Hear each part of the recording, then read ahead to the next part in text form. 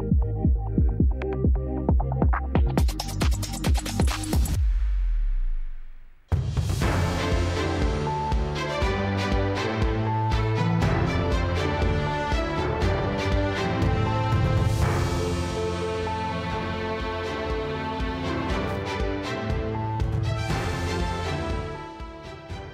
buenas tardes, bienvenidos al tiempo de entrevista aquí en Canarias al Día, en Mírame Televisión, en la Autonómica de las Islas Canarias. Como saben, muy pendientes de todo lo que ocurre en nuestra comunidad universitaria. Nos interesa mucho la situación de nuestra educación, pero también, sobre todo, de nuestra educación superior. Hemos dedicado varios programas a hablar de los problemas de financiación que arrastran las dos universidades públicas de Canarias, pero también hablar de la importancia de estas instituciones como ascensor social en nuestra comunidad autónoma y también, lógicamente, bueno, pues de todas esas necesidades sociales que se cubren y que ayudan a lograr una sociedad más equitativa. Para hablar de todo ello, hoy nos vamos a centrar en la Universidad de Las Palmas de Gran Canaria y nos acompaña ya su rector, Lluís Serra, que como saben ha sido reelegido de nuevo rector de la institución de Las Palmas de Gran Canaria y por tanto afronta su segundo mandato. Lluís, muchas gracias, bienvenido a Mírame Televisión.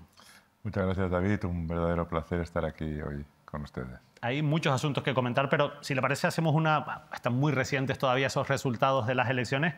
Es muy sano, lógicamente, que haya esos ejercicios de democracia interna. De nuevo ha conseguido revalidar esa posición de rector. Ha ganado con un 51,03% de los votos. La otra candidatura que llegó hasta el final, la de Gregorio Rodríguez, consiguió un 48,97%. Son unos resultados muy igualados. ¿Qué reflexiones ha hecho?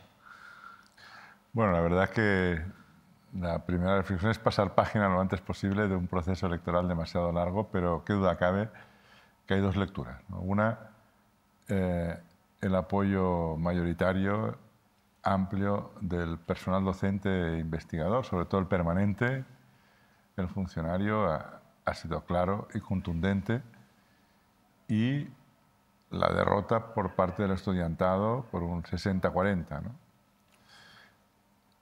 Y realmente, bueno, tenemos que reflexionar sobre eso. La verdad es que se puede hacer muchas lecturas. Una lectura de huir para adelante y decir, no, si al final fueron 4 o 5 centros que movieron al estudiantado de primer año y lo llevaron a las urnas masivamente, ¿no? Es una lectura que podría hacer y que podría defenderme así. Pero yo quiero ir más allá y quiero hacer autocrítica y pensar pues, que quizá la política universitaria de los últimos 4 años no ha estado suficientemente centrada en el estudiante, ¿no?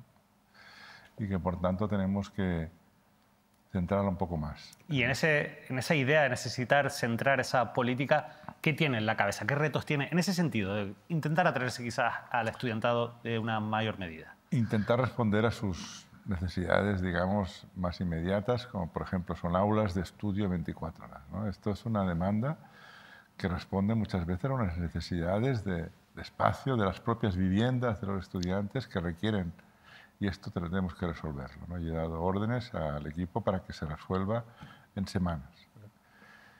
Y hay muchos otros aspectos también ligados a la propia dinamización de la cultura. Empezamos a hacer fiestas universitarias que no se hacían en 16 años. Bueno, hemos empezado y seguiremos haciendo, estamos preparando ya la segunda. Queremos que el estudiantado se olvide de la pandemia de una vez y que vuelva a haber actividad en los campus, ¿no? Y queremos las cafeterías abiertas y queremos espacios de intercambio. Ahí estamos y estas son nuestras prioridades. ¿Cómo se afronta? No es una competencia directa de ustedes, es verdad que sí que pueden crear plazas en residencias, pero hay un problema de la vivienda que es muy importante y que lógicamente afecta al estudiantado. Cada vez es más caro conseguir, sobre todo, un alquiler digno en Las Palmas de Gran Canaria, sobre todo económico, asequible para esos estudiantes que se ven lógicamente abocados a tener que compartir pisos, pero incluso a veces ni aún así se consigue. ¿Cómo se afronta desde la universidad, teniendo en cuenta que ustedes no son o no tienen capacidad, digamos, de regular el mercado de la vivienda? Nosotros tenemos residencias universitarias, tenemos plazas que ofertamos, deberíamos igual ofertar más, pero estamos ofertando plazas actualmente a 550 euros al mes, pensión completa, ¿no? Con dormitorio y unos espacios comunes, que es un precio competitivo, ¿no? Pero tenemos que ir más allá. De hecho, el otro día el presidente Clavijo nos convocó a una reunión sobre vivienda y el reto demográfico y hablamos de la vivienda. Yo pregunté si había la posibilidad de buscar financiación para que en nuestros campus se pudieran construir apartamentos universitarios de alquiler joven, ¿no? Que pudiera a lo mejor mantener durante 2 o 3 años después de terminar la carrera, pero que fuera un periodo transitorio, ¿no? Y ahí está el proyecto de ley y yo creo que merece la pena incorporar la posibilidad de reconvertir espacios dentro de nuestros campus para la construcción de viviendas universitarias, ¿no? Tenemos apartamentos, tenemos 2 residencias y tenemos que pensar también en las islas no capitalinas, ¿no? Fuerteventura y Lanzarote, que también tenemos docencia allí y que tenemos un gravísimo problema de alojamiento también allí, ¿no? Por tanto, con la iniciativa privada, con los cabildos, tenemos que abrir posibilidades para construir espacios de convivencia, de habitabilidad para nuestros estudiantes. Al final, la universidad siempre necesita el apoyo de la administración pública, es fundamental. Sin ese apoyo sería imposible la supervivencia de instituciones como las universidades públicas. Y la financiación es, lógicamente, una de sus grandes preocupaciones. Volvió a ser protagonista en ese discurso en su toma de posesión, rector. ¿Cómo está la situación a día de hoy, financiera y económica de la universidad? Bueno, hay buena disposición, ¿no? Pero una cosa es la buena disposición, otra son los números al final, ¿no? Lo que está claro es que parece que vamos a crecer en base digamos, a la regulación del gasto, ¿no? Este incremento del 3% que el presupuesto de la comunidad autónoma va a llevar a cabo durante los próximos 15 años. Y nosotros tenemos que estar como mínimo en este 13%. Claro, nosotros aparte captamos recursos fuera, podemos captar recursos de los cabildos, de las entidades financiadoras de investigación, del sector privado, y lo vamos a seguir haciendo. Pero por lo menos tenemos que garantizar el capítulo 1, el capítulo de personal, ¿no? Porque es básico pagar las nóminas y por tanto allí no tenemos que tener ningún tipo de estrés ni de ansiedad, ¿no? Y luego las infraestructuras, ¿no? Ahí ya podemos buscar financiación en terceros, pero que acabe también que las infraestructuras son importantes. En ejercicios anteriores hemos podido utilizar los remanentes, hemos podido utilizar fondos específicos de Europa, de Next Generation, hemos podido utilizar incluso fondos de la FECAN, pero claro, hay que ir buscando soluciones de cara al futuro, ¿no?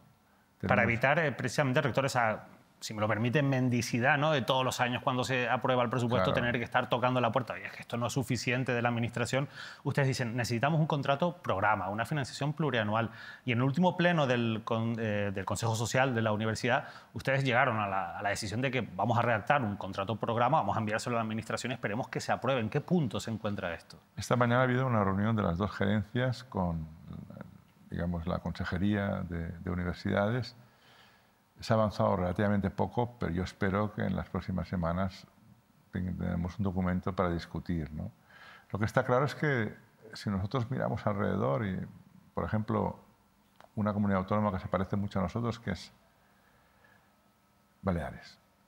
Baleares tiene una financiación un 60% mejor que la nuestra, ¿no? El gobierno autónomo, que es de carácter conservador, apuesta por las universidades, porque cree en las universidades como motor de cambio, ¿no? En un modelo turístico como es el Balear. Bueno, vamos a invitar a las autoridades de Baleares, al rector de la Universidad de Baleares, a que vengan aquí, que nos expliquen el sistema de financiación, para que de una forma también nuestras autoridades se den cuenta de lo que se puede hacer, ¿no? No digo que tengamos que llegar a este modelo, pero es evidente que es un modelo que marca nuestra hoja de ruta. Además, es un modelo que ha habido cambios políticos y que se ha mantenido. Ha habido una mirada en común, digamos, de las necesidades de las universidades públicas. Aquí, quizás en esta legislatura, daba la sensación de que eso se podía producir porque se conseguía por primera vez crear una consejería específica de universidades, cultura también, innovación e investigación, pero ¿le ha decepcionado un poco en ese sentido quizás la sensibilidad del Gobierno de Canarias? No, lo que pasa es que también hay muchas prioridades, hay muchos temas y yo entiendo también que no es fácil gobernar, ¿no? Pero claro, un gobierno en Baleares que ni siquiera es un gobierno nacionalista, es un gobierno de PP y Vox que apuesta por las universidades, tiene que hacer pensar, ¿no?, al resto de fuerzas políticas que siempre pues, se han manifestado a favor de la universidad pública, ¿no? Yo pienso que bueno, estamos a tiempo, estamos negociando el contrato programa y tengo confianza en que esto se va a ir encauzando. Recuerdo en el comienzo de curso como uno de los asuntos que siempre está en el debate es el auge de las universidades privadas en Canarias. Usted en ese discurso aseguraba de que estamos en riesgo de un colapso del sistema y se hacía la pregunta, ¿no?, de hasta qué punto podemos soportar realmente que siga aumentando el número de universidades privadas. Desde la administración pública lo que dicen es que ellos simplemente pues, hacen un poco de árbitro en el sentido de que si cumplen los criterios que establece la ley, pues autorizamos esas universidades privadas. ¿Cómo tiene que afrontarse esta convivencia? Yo creo que no se trata solamente de si cumplen, porque muchas veces no cumplen y se aprueban. Eso ocurre también. Sí, ha ocurrido con 2 universidades que se han aprobado aquí que no cumplían con los criterios de la ANECA, ¿no?, que es la agencia evaluadora a nivel estatal, y sin embargo se han aprobado, ¿no?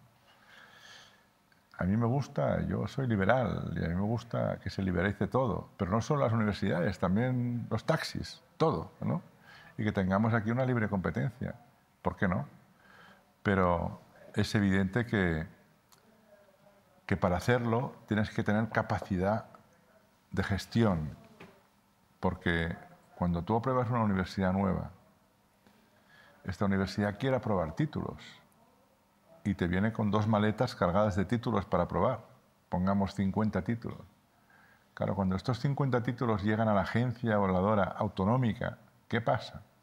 Es una agencia evaluadora autonómica que es la misma prácticamente que existía hace 20 años para 2 universidades y ahora tiene que atender aluviones de títulos, con lo cual se colapsa. Y un proceso que antes a nosotros nos tardaba 8 meses, ahora se ha convertido en un proceso de 24 meses. Y esto es insostenible. ¿Han tenido que dejar de ofertar títulos, máster, grados? Nos ha pasado, sí, por este colapso. Un máster pues que por la rigidez de la propia regulación y por ese colapso pues, se ha alargado de forma absolutamente insostenible. Al final habla del, bueno, en un sistema liberal podemos convivir, pero también es verdad que cómo afecta eso a esa función de ascensor social de la universidad pública, de luchar por la equidad. ¿No deberíamos fortalecer primero las universidades públicas para garantizar sobre todo ese acceso a los que tienen menos recursos? Yo creo que esto es evidente, está garantizado, ¿no? Yo entiendo porque no olvidemos que entre las 2 universidades públicas tenemos 40.000 alumnos, ¿no? Y el resto de universidades todas juntas, las privadas, pues no llegan ni a 10.000, ¿no? Por tanto, tenemos evidentemente una prioridad, ¿no? Pero han crecido un 750% en los últimos años las matriculaciones. Si tú creces de 20 a 200, pues creces mucho, ¿no? Y si creces de 20 a 24 no tanto, pero si creces de 200 a 220 es un 10%, pero es significativamente más que creces de 20 a 200. Bueno, en cualquier caso, yo creo que es una opción que está allí. Lo mismo existe con la enseñanza primaria y secundaria y bachillerato, la concertada y la privada, ¿no? Son 2 modelos que tienen que coexistir.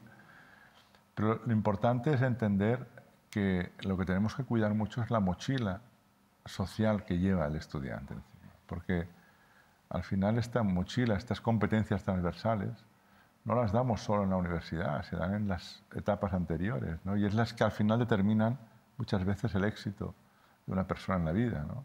Sus competencias en idiomas, en liderazgo, en emprendimiento, en capacidad para relacionarse, muchas, ¿no? Muchas cosas.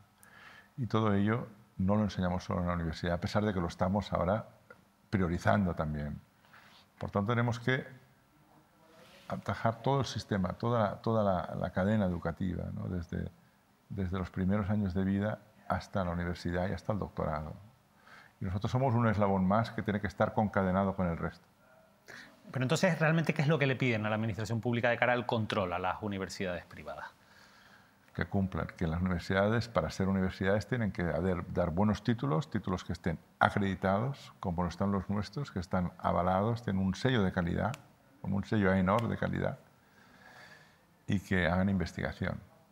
La universidad no es una academia, la universidad es un centro de investigación y educación superior, donde la investigación que se hace se transfiere a la sociedad, ¿no? Y esto es lo que tienen que hacer las universidades privadas también. O sea, no se trata solo de expedir títulos, sino que hay que investigar.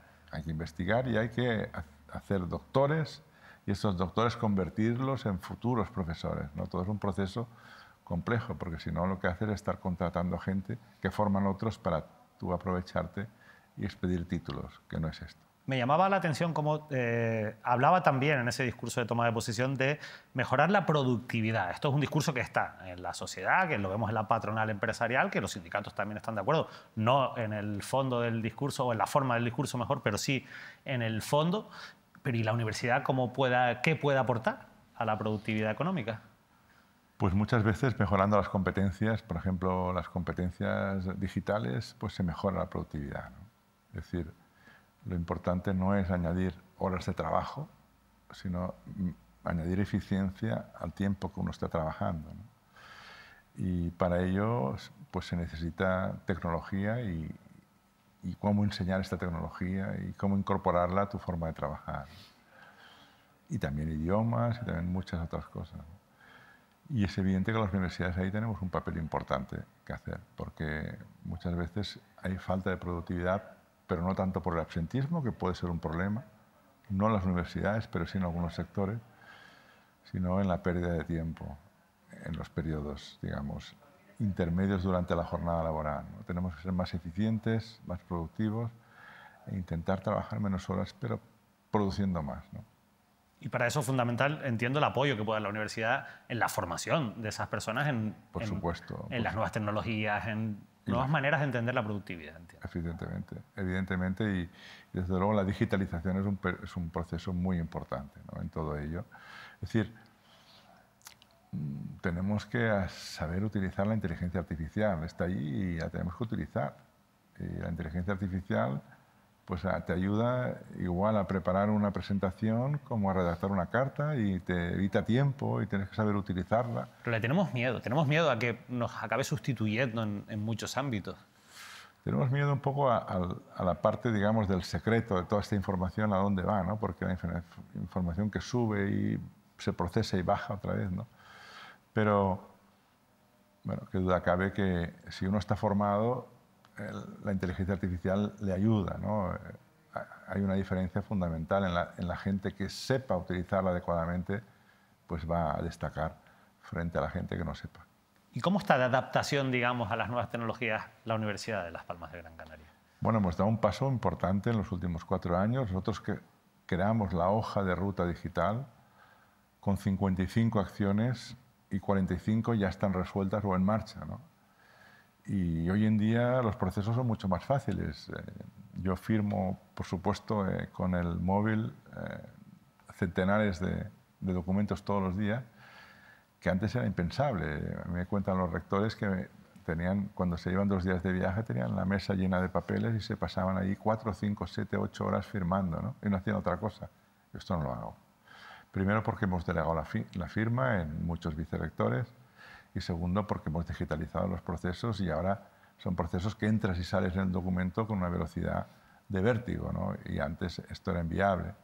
Pero igual, cuando un estudiante pide un certificado, antes lo hacía casi por correo interno, con una carta que escribía, que imprimía, que enviaba por un sobre, por valija interna, y que llegaba un funcionario, luego el funcionario tenía que ver el archivo, escribir un certificado. Ahora todo se hace automatizado y aquello no lo toca nadie. Y por tanto es un proceso que alivia recursos humanos y sobre todo mejora la eficiencia y la calidad del proceso, ¿no? Vamos a hablar de otros asuntos que han sido también actualidad y que algunos han formado parte también de ese debate que dejamos atrás. Yo creo que es muy interesante, sobre todo el proceso democrático que ha habido dentro de la Universidad de Las Palmas de Gran Canaria, porque nos ayuda también a afrontar o a que los candidatos afronten directamente algunas situaciones que se dan en las comunidades universitarias. Y, por ejemplo, se ha hablado mucho de la tasa de abandono universitaria, teniendo en cuenta, bueno, pues que las universidades canarias están a la cabeza del país en abandono universitario. Está la cifra en torno al 20%, no llega a 19 y pico. Y usted decía en ese debate, es una cifra alta, pero la hemos conseguido reducir en los últimos años. evidentemente hay que seguir reduciendo esa tasa. ¿Cómo? Nosotros la hemos reducido de un 24 a un 19% en estos 4 años. Nosotros, o no nosotros, pero se ha reducido en los últimos 4 o 5 años. Y fundamentalmente, yo creo que había varias cosas pendientes. Una de ellas era las normas de progreso y permanencia que llamamos, ¿no? Que son, pues, si te presentas un examen, te cuenta convocatoria, no te cuenta convocatoria, te suben el precio de la matrícula, el número de veces que te puedes presentar. Todo esto lo hemos reducido, lo hemos esponjado un poco de forma que hoy, con solo no presentarte, se te anula la convocatoria, por ejemplo. Y esto hace que el abandono sea menor. Es evidente que el rendimiento académico no lo podemos evaluar por los aprobados, porque resulta que en muchas universidades privadas tienen un índice de aprobados en el 95%, y no significa que estos estudiantes tengan un rendimiento académico mejor, sencillamente que los están aprobando más que la pública. Hay que exigir esfuerzo, hay que exigir conocimiento y a la vez disminuir la presión para que no haya abandono, ¿no? Y esto es un equilibrio que a veces es complejo, pero que hay que hacer, ¿no? Y luego muchas veces conviene también mejorar el aterrizaje en la universidad, lo que llamamos las mentorías. Es decir, cuando un estudiante aterriza, muchas veces pues, se ve abrumado por cosas nuevas que, que en el instituto o en el colegio no sabía, y que si hay un alumno de cursos superiores que le ayuda, que le orienta, pues se hace la vida también mucho más llevadera y se tirar menos la toalla, ¿no? Y luego también hay una tercera fase, que es la fase preparatoria, cuando está en bachillerato, cuando está orientarlo bien a este estudiante. Es decir, que no se encuentre que va a la selectividad, saca una nota y de repente tiene que elegir y no sabe si elegir A, B, C o D. Y porque entonces allí muchas veces se elige mal y la consecuencia es una frustración y muchas veces un abandono, ¿no? Todo esto influye y lo estamos trabajando de una forma holística. Hay algunas cuestiones muy interesantes de lo que ha dicho de sus respuestas. Yo, casi volviendo al principio de esa respuesta, hablaba de esas estudiantes que, bueno, venía a decir que no quiere decir que tener una tasa alta de aprobados sea igual a tener una tasa alta de estudiantes muy formados o muy bien formados. ¿Usted cree que en las universidades privadas muchas veces se aprueba con mayor facilidad que en las públicas, por decirlo de alguna manera? Bueno, yo he leído alguna noticia en la prensa en los últimos meses que decía que la universidad con mejor rendimiento en Canarias era una universidad, que no voy a nombrar privada, porque tenía un índice de aprobados del 90%, 91%. Esto no se tiene que valorar así. Es evidente que esto no es rendimiento académico, ¿no? Y siempre cuando uno ha pasado por la universidad sabe que hay profesores que son muy exigentes, que son huesos, asignaturas difíciles, y otras que son fáciles, ¿no? Es evidente que ni una cosa ni otra, hay que buscar un intermedio y es evidente que tenemos que trabajarlo mucho con los docentes, con los responsables de la evaluación, para que estos procesos fluyan sin crear cuellos de botella y sobre todo sin hacer que estudiantes que han hecho toda una carrera, a lo mejor en una universidad, resulta que les quedan 2 o 3 asignaturas que no pueden aprobar y por ello tienen que ir a otra universidad a sacarse el título. Esto para mí es muy frustrante. Y muchas veces son asignaturas que están en los primeros cursos, ¿no? Tenemos que evitar esto. No puede ser. No puede ser que tengamos una exigencia a veces tan elevada, ni tampoco una exigencia tan baja, ¿no? Hay un escalón importante que es sobre todo desde la primera a la segunda matrícula, cuando se suspende una asignatura y hay que volver a matricularse por segunda vez. ¿Hasta qué punto la situación económica es también, o esa situación de las tasas universitarias es un factor que influye? Que duda cabe que influye, ¿no? Influye. Y eso que en Canarias tenemos las tasas más bajas de España, con Galicia, ¿no? Aquí un año universitario en primera opción puede costar entre 600 y 850 euros y en muchas universidades catalanas puede llegar a costar más de 2.500 euros, ¿no? Por tanto, es evidente que cuenta pero también a nosotros nos gusta que los estudiantes se esfuercen, nos gusta que se diviertan, nos gusta que vayan al Campus Fest y que disfruten, porque son años que no se olvidan, pero también nos gusta que se rindan, ¿no? Por tanto, bueno, el incentivo, digamos, la presión económica es un elemento más, que no lo ponemos nosotros, lo fija el gobierno, lo fijan los consejos sociales, pero que muchas veces puede servir para que los estudiantes estudien más, o debería servir para ello. Al hilo de todo esto, el presidente de la Comunidad de Castilla-La Mancha ha anunciado, Emiliano García Paje, la gratuidad de la primera matrícula universitaria para el próximo curso, y su intención es trasladar esto al Gobierno central para que sea una medida universal en todas las comunidades autónomas. ¿A usted qué le parece?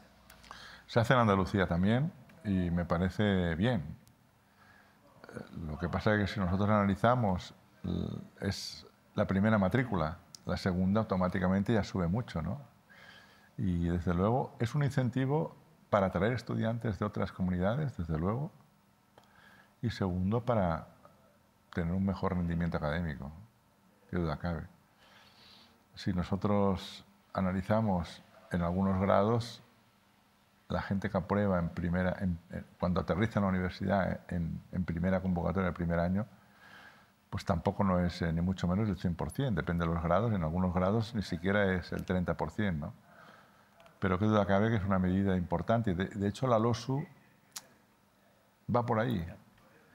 Y en muchos países europeos de nuestro entorno la universidad es gratuita, ¿no? Por ejemplo, en Holanda es completamente gratuita. Yo creo que es positivo, por lo menos, insisto, en primera matrícula.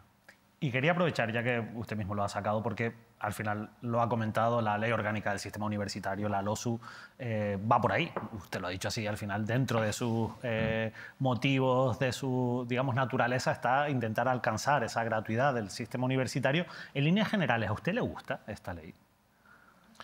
Bueno, la ley la verdad es que era muy ambiciosa al principio, ¿no? Del anterior ministro, Castells, pues tenía aspectos muy positivos que mejoraban la gobernanza universitaria. Se ha ido reduciendo y, bueno, Subirats la cogió pues ya con distintos recortes, por decir algo, pero tiene aspectos positivos y aspectos no tan positivos, ¿no? No es la ley que hubiéramos deseado nosotros, pero ahí está la ley. ¿Dónde falla esa ley? ¿Dónde le genera, por ejemplo, problemas a un sistema universitario? Bueno, en realidad problemas te ocasiona cualquier cambio porque tienes que adaptarte y si no tienes financiación, pero normalmente cuando el legislador no es el financiador, hay muchos costes que se quedan en el camino, ¿no? Y le puedo poner varios ejemplos. Si uno, y no es por la LOSU, ¿no? Pero si uno obliga a que nuestros estudiantes, cuando hacen prácticas en empresas, tengan que estar cotizando a la Seguridad Social, lo que tendría que hacer, digo yo, es hacer una partida económica para ver lo que cuesta esto y transferir el dinero. A nosotros nadie nos ha transferido el dinero de las prácticas. A nosotros nos cuesta 300.000 euros todos los años que hemos tenido que sacar del cajón, cuarto cajón a la derecha al fondo, y teníamos allí un fondo de reserva, ¿no? Lo que pasa es que eso supongo que es para garantizar, lógicamente, las condiciones laborales y materias, por ejemplo, de prevención de riesgos, de seguridad, de salud, de todo eso. No, todo esto estaba garantizado porque hay seguros escolares, todo esto no es el problema. El problema es aumentar la base de cotización al máximo, ¿no? ¿Esto tiene un beneficio para el cotizante? Bueno, pues a lo mejor sí, porque de esta forma, si un estudiante ya empieza en prácticas a cotizar, es muy probable que en el primer trabajo ya esté cotizando. Cuando empecé a trabajar, mis 2 primeros años de trabajo fueron pues como un autónomo, un falso autónomo, ¿no? Y esto es lo que hay que evitar. Pero hay que pagarlo. Lo que no puede ser es que, y sobre todo cuando el coste de la gestión muchas veces es similar al coste en sí de la cotización, ¿no? Esto no tiene mucho sentido. Al final va a ser una manera de intentar introducir en el mercado laboral también a todos esos estudiantes, pero yo quería preguntarle, muy ligado también con la LOSU. Y muy importante, es decir, lo lógico es que si uno piensa así, es que cuando tú tienes estudiantes en un instituto o tiene estudiantes en un hospital, pues que la Seguridad Social la pagara, o el Servicio Canario de Salud, o la Consejería de Educación, pero no la universidad. Sí, ahora entiendo que por dónde van los tiros usted dice, oye, esto está muy bien, pero que no seamos nosotros quien tengamos que pagarlo. A lo mejor, claro. Un empresario, si está interesado en la universidad pública y cree, pues que también contribuya a él con esta pequeña cotización, ¿no? Que ya bastantes gastos tienen ustedes. Efectivamente. Hay una cuestión que es interesante también, es cómo se regula toda la contratación. Es un sistema complejo, toda la contratación de las diferentes modalidades de profesorado que puede impartir clases en el sistema universitario. Esto siempre también ha generado unos problemas, sobre todo en la práctica. ¿Cómo está esa situación? ¿Están teniendo problemas a la hora de contratar a profesorado? La verdad es que se han modificado mucho las formas, pero sí es cierto que es difícil sustituir un catedrático. Porque lo lógico es que un catedrático tú lo sustituyeras por otro catedrático, pero cuando estás sustituyendo a un catedrático lo sustituyes por uno más joven, que es un profesor ayudante doctor, que luego pasará a profesor contratado doctor, luego a profesor titular y luego a catedrático, ¿no? Y por tanto hay que seguir formándolo. Y si los de arriba se jubilan y no hay nadie para formar al final se estará formando solo y esto no nos conviene, ¿no? La reposición del colectivo académico es muy importante y hay que hacerlo bien. Hay que planificarlo porque al final es muy importante tener buenos profesores que sepan transportar, educar adecuadamente, pero también investigar y transferir este conocimiento, innovar en este conocimiento, en la transferencia de conocimiento y en la propia educación, ¿no? Por tanto, estamos en un momento crítico en el cual tenemos que sustituir una generación por otra, y esto no es fácil, no es fácil. Hay una ley, la propia LOSU ha permitido el que se convoquen, por ejemplo, en la ULPGC 130 plazas de profesor ayudante doctor en distintas áreas que nos van a renovar la plantilla, pero esto había que financiarlo. Bueno, tenemos todavía un convenio que acabamos de firmar y que nos permitirá pues, afrontar este gran reto, ¿no? Apasionante. Al final también hay que generar motivación en ese profesorado porque no es fácil y hay que entender que supone una carga laboral importante el tener que mantener un equilibrio entre una calidad en la docencia y una calidad en la investigación. Supongo que esa parte también es fundamental, el que sea atractivo, claro, ¿no? Para esos profesores. Claro, no tenemos solamente que mirar en las necesidades docentes, sino también de investigación, ¿no? La ULPGC es una comunidad con más de 1.500 profesores que hay que gestionar, que hay que distribuir por asignaturas, y que a la vez investigan, que producen conocimiento, unos mucho, otros poco, y este conocimiento redunda también en un beneficio para la sociedad, ¿no? Es decir, que no es complejo, y encajar todo ello es difícil. La verdad, rector, que tiene tiene 4 años por delante muy interesantes, pero muchos retos también que afrontar. Nosotros ya tenemos que ir despidiéndonos. Le deseamos muchísima suerte, porque al final tener universidades públicas sanas es tener también una sociedad sana en muchos ámbitos, y yo creo que también eso puede ayudar, usted lo hemos hablado aquí en esta entrevista, a cuestiones tan importantes como pueden ser debates como el de la productividad o también el de la cualificación necesaria de nuestros trabajadores en nuestra economía. Muchísimas gracias, Lluís. Ha sido un placer y desde luego que nosotros queremos contribuir a este crecimiento de Canarias. Nos debemos a la sociedad y de hecho cuando abrimos la luz por la mañana estamos pensando en la sociedad que de alguna forma nos impulsó y nos creó, ¿no?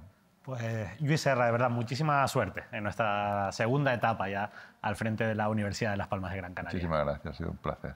Lluís Serra, rector de la Universidad de Las Palmas de Gran Canaria, sin duda una institución que sigue siendo referente en España en muchísimos ámbitos, y nosotros necesitamos también, lógicamente, como ciudadanos, tener universidades públicas, lo hemos dicho constantemente, que sean sanas, que estén sanas y que sobre todo, bueno, pues ayuden no solo a esa función de ascensor social, sino también a tener a personas, a trabajadores y trabajadoras mucho más preparados también en el futuro. Y en eso están trabajando nuestras universidades. Que pasen una feliz noche.